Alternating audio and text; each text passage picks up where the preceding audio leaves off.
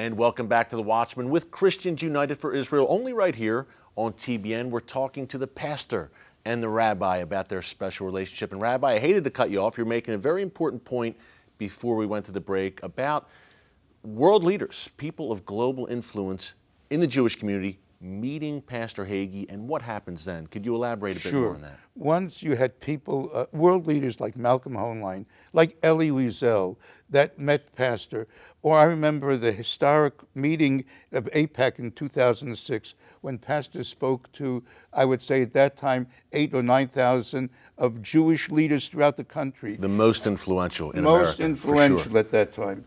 And it was like a revival meeting. I mean, they applauded Pastor some 25 times, stood up and applauded him for what he said. Once they hear Pastor, they hear his passion and they hear his sincerity, then the skepticism vanishes. And, last week, 2 weeks ago in Israel, there was a group of Israelis that Pastor met with, also leaders in Israel, and most of them were secular. Most of them, and they couldn't believe how Pastor's belief in the Bible is motivating his support for Israel. But once he met with them, once he spoke to them with his truth, with his love, with his sincerity, they melted. They melted away.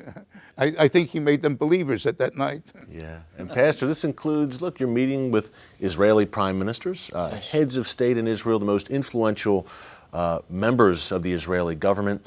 Did you ever think when this all started back in the late 70s, early 80s, did you think it would come this far? Oh, absolutely not. The judicial limit of my vision was that the major churches in America and the major cities of America would have a night to honor Israel.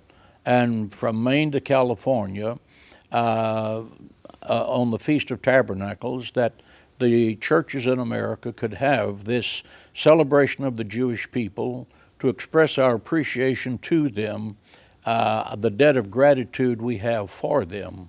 Because when you consider that Paul teaches that our roots are Abraham, Isaac, and Jacob, that all that we have, the Word of God, the patriarchs, the Old Testament, the first family of Christianity, Mary, Joseph, and Jesus, the 12 disciples, St. Paul, you take away the Jewish contribution and there would be no Christianity. When Christians began to see that, and to celebrate that, and to extend their hands to the Jewish people without conversionary motives involved, just to demonstrate the love of God to them, which they so richly deserve after 1,800 years of abuse.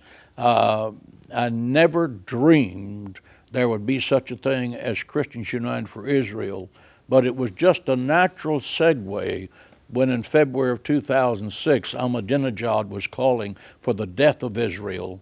And if this was something being done on an international basis, then we needed to build a base in America that was sophisticated and strong enough to impact public policy in Washington, D.C. with the Congress of the United States. God helped us to do that with Christians United for Israel. What God has done. We're going to talk more about it, gentlemen, after the break. Rabbi Aryeh Scheinberg, Pastor John Hagee, more about why this special relationship is so crucial today for America, for Israel, and for you. Sitting at home, don't move. It's The Watchman. Much more coming up after the break.